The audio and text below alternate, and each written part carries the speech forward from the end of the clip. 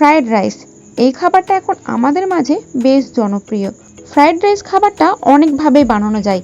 এর আবার অনেকগুলো বিভাগও আছে, যেমন জিরা rice, egg rice, mixed rice, মিষ্টি ফ্রায়েড রাইস। আর আজকের রেসিপিটি রইল তোমাদের জন্য প্রন রাইস বা প্রন ফ্রায়েড রাইস।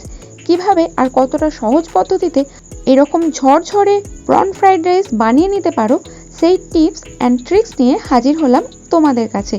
তো আমি সঞ্চিতা শুরু করছি আমার আজকের রেসিপি স্বাদে গন্ধে চ্যানেলে তোমাদের সকলকে স্বাগত জানিয়ে। চলো রেসিপিটা দেখে নেওয়া যাক। এই রেসিপি বানানোর জন্য প্রথমে আমার লাগছে কিছুটা পরিমাণ বাসমতি রাইস। আমি এখানে এই বাটির পরিমাপ করে 2 বাটি চাল নিয়েছি, আর এই চালটায় পরিমাণে হয়েছে 300 গ্রাম। এই চালটা এবার জল পাল্টে পাল্টে ভালো করে ধুয়ে নেব। চালের গায়ে যে নোংরাটা থাকে সেটাকে ভালো করে ধুয়ে পরিষ্কার করে দিতে হবে। দরকারে 4-5 বার জল পাল্টে পাল্টে চালটাকে ধুয়ে নিতে হবে।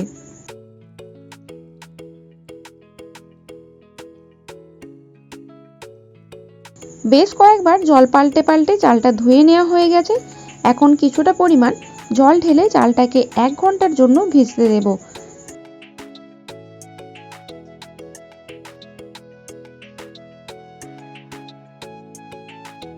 এক ঘন্টা পরে দেখবে চালটা জল শুষে নিয়ে বেশ কিছুটা ফুলে উঠেছে। এবার চালটা সেদ্ধ করে নিতে হবে। তার জন্য একটা বড় জায়গায় বেশ কিছুটা পরিমাণ জল নিতে হবে। জলের পরিমাণটা বেশি রাখতে হবে এবং জলের মধ্যে দিয়ে দিতে হবে বেশ কিছুটা নুন, যাতে করে তোমার মনে হয় তুমি নুনের শরবত খাচ্ছ। দরকারে জলটা একবার টেস্ট করে নিতে পারো।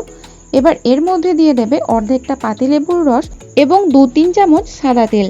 এতে করে চালটা সেদ্ধ হওয়ার পর চাল ঝরঝরে থাকবে এবং একে অন্যের সঙ্গে চিটিয়ে যাবে না। জলে তেল নুন দেওয়ার পর জলটাকে একবার ফুটিয়ে নেবে। তারপর দিয়ে দেবে ভিজে চাল।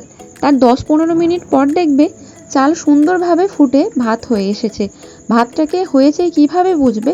একটু হাতে করে প্রেস করলেই দেখবে চালটা 2 টুকরো হয়ে যাচ্ছে। তখনই বুঝে নেবে যে ফ্রাইড রাইসের জন্য চাল একদম রেডি। এবার ভাতের জল ঝরিয়ে নাও, নাহলে ভাত ঘেঁটে যাবে।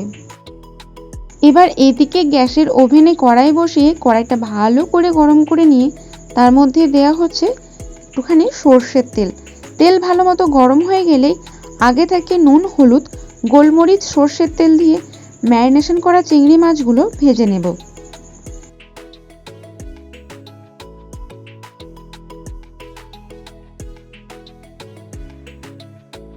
চিংড়ি মাছ খুব বেশি ভাজার দরকার নেই, 2-3 মিনিট নাড়াচাড়া করে তুলে নিলেই হবে। অতিরিক্ত ভাজলে চিংড়ি মাছ আবার শক্ত হয়ে যাবে। এদিকে নিয়েছি একটা ডিম। ডিমের মধ্যে দিচ্ছি অল্প গোলমরিচ গুঁড়ো আর দিচ্ছি 1 চিমটে নুন। এবার ডিমটাকে ভেজে নেব। এদিকে গ্যাস জ্বালিয়ে কড়াই গরম হতে দিয়ে দিয়েছি। কড়াই ভালো মতো গরম হয়ে গেলে এর মধ্যে বেশ কিছুটা সাদা তেল দিয়ে দিলাম।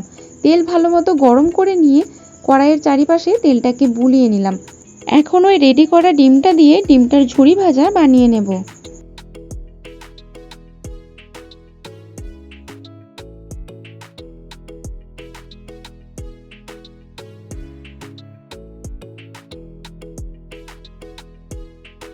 এগ রাইস বা প্রন রাইস বা মিক্সড রাইস বানাতে গেলে ডিমটাকে এভাবেই ঝুড়ো ভাজা করে নিতে হয়।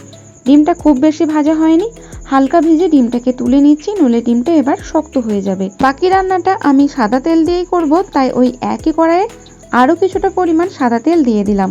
তার সঙ্গে কয়েকটা গোটা গরম মশলা ফোড়নে দিয়ে দিলাম, যেমন 5টা লবঙ্গ, 4 টুকরো দারুচিনি এবং বেশ কয়েকটা এলাচ ফাটিয়ে ফোড়নে দিয়ে দিলাম।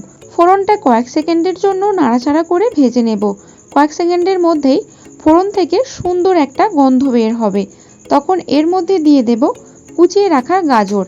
পারলে তোমরা গাজরটাকে খুব মিহি করে চপ করো, এতে করে গাজর সেদ্ধ হতে বেশি সময় নেবে না। হাই ফ্লেমে গাজরটাকে রান্না করে নেব। এখানে যাই সবজি দেবে না কেন গ্যাসের ফ্লেম সবসময় হাই রাখবে, এতে করে সবজি নরম হবে না এবং সবজির যে ক্রাঞ্চি ভাবটা আছে সেটাও বোঝাই থাকবে। আমি এখানে রান্নাটা সাদা তেলে করছি, তবে তোমরা চাইলে এটা বাটার দিয়েও করতে পারো, এতে করে স্বাদটা আরও বেশি ভালো হয়। গাজরটা কয়েক মিনিট নাড়াচাড়া করে নেওয়ার পর এর মধ্যে অর্ধেক চামচ গোলমরিচ গুঁড়ো দিয়ে দিলাম। এবার এটাকেও গাজরের সঙ্গে ভালো করে মিশিয়ে নিচ্ছি।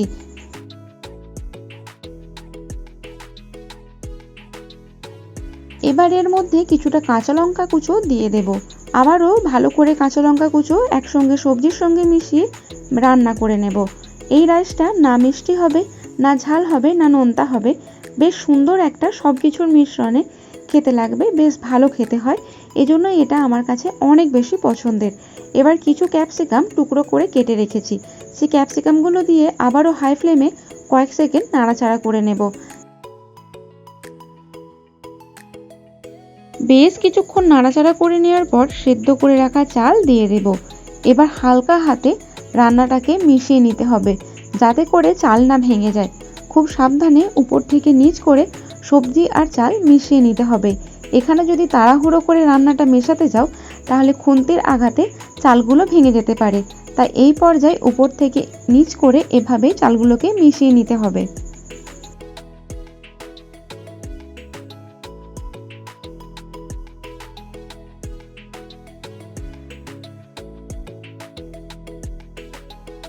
চাল সবজির সঙ্গে ভালো করে মেশানো হয়ে গেছে। এবার ওই যে আগে থেকে ডিমটা ভেজে রেখেছিলাম, সেই ডিমটা এখন এর মধ্যে দিয়ে দিলাম। 300 গ্রাম চালের জন্য একটা ডিমই যথেষ্ট। আবার এর মধ্যে যাবে চিংড়ি মাছ। আগেই আমি চিংড়ি মাছগুলো ভেজে রেখেছিলাম, এখন চিংড়ি মাছগুলোকে ছোট ছোট করে টুকরো করে নিয়েছি। সেই টুকরো করা চিংড়ি মাছগুলো এখন এর মধ্যে দিয়ে দেব। তবে তার আগে ডিমটা চালের সঙ্গে ভালো করে মিশিয়ে নিলাম। এই সময় গ্যাসের ফ্লেমটা লো টু মিডিয়ামে রেখো। এবার ওই যে চিংড়ি মাছটা ভেজে রেখেছিলাম, সেটার টুকরোগুলো এর মধ্যে দিয়ে দিলাম। তবে তোমরা চাইলে মাছগুলোকে গোটা গোটাও রাখতে পারো, আমি টুকরো করে দিয়েছি, এটা আমার পছন্দের। এবার সব কিছুকে ভালো করে মিশিয়ে নিয়ে উপর থেকে বেশ কিছুটা পরিমাণ চিনি দিয়ে দেব। তবে খুব বেশি না, আগেই বলেছি রাইসটা একদমই মিষ্টি হবে না, তবে সব কিছুর স্বাদ ব্যালেন্স থাকবে। ওই 2 চামচের মতো চিনি ব্যবহার করা হয়েছে। চিনিটার দানাটা ছোট, তাই 2 চামচ ব্যবহার করেছি। যদি চিনির দানা বড় হয় তাহলে 1 চামচ ব্যবহার করতে হবে। এবার একবার মিডিয়াম আছে রান্নাটাকে 1 মিনিট ভালো করে নাড়াচাড়া করে নিলে রান্নাটা একদম পরিবেশন করার জন্য রেডি। চলো তোমাদের পরিবেশন করে দেখাই। দেখো কতখানি ঝরঝরে হয়েছে। এরকম ঝরঝরে রাইস তোমরাও বানিয়ে নিতে পারবে আমার মতো। তাহলে আজকের ভিডিওটা এখান পর্যন্তই রইল বন্ধুরা। যদি ভিডিওটা ভালো লাগে তাহলে অবশ্যই ভিডিওটিতে একটি লাইক করো। চ্যানেলে নতুন বন্ধু হয়ে থাকলে চ্যানেলটিকে সাবস্ক্রাইব করে আমার পাশে থেকেও এবং বেল নোটিফিকেশনটা প্রেস করে অল অপশনে ক্লিক করতে ভুলো না। আজকের মতো আসি, দেখা হবে পরবর্তী কোনো ভিডিও। ততক্ষণ ভালো থেকো, সুস্থ